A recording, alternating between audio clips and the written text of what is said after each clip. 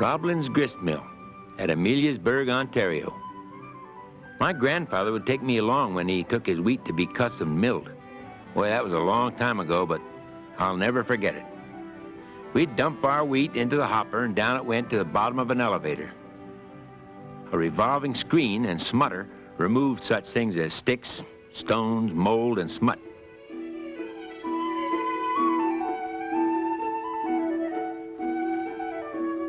Everything in the mill was powered by running water, which turned the giant water wheel.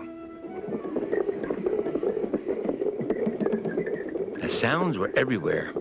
I remember being scared the first time. Grandfather told me to keep my fingers safely in my pockets. But I grew to love those sounds. The cleaned wheat stayed in a holding bin until it was dropped down a chute to the milling stones. The bedstone on the bottom stayed in one place, while the top stone, called the runner, turned rapidly. Grandfather told me over 100 times in a minute. The flour was further cleaned in the bolting reel. The bran, shorts, and middlings were separated from the flour, while any parts of the wheat kernel not completely broken down became feed for our animals.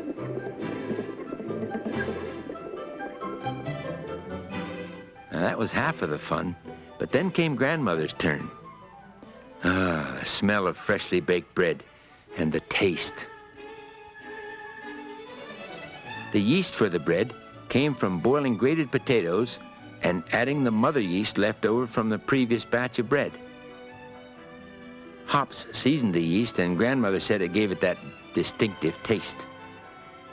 Sometimes I'd help Grandmother knead the dough, but only after I washed my hands.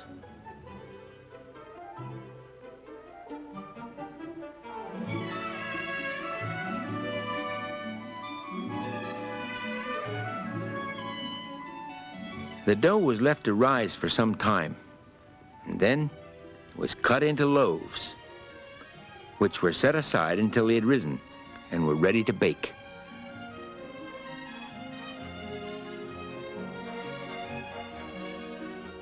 The brick oven was preheated by a roaring hardwood fire, and to see if the temperature was right, Grandmother placed dry flour inside, and if it browned quickly, the oven was ready.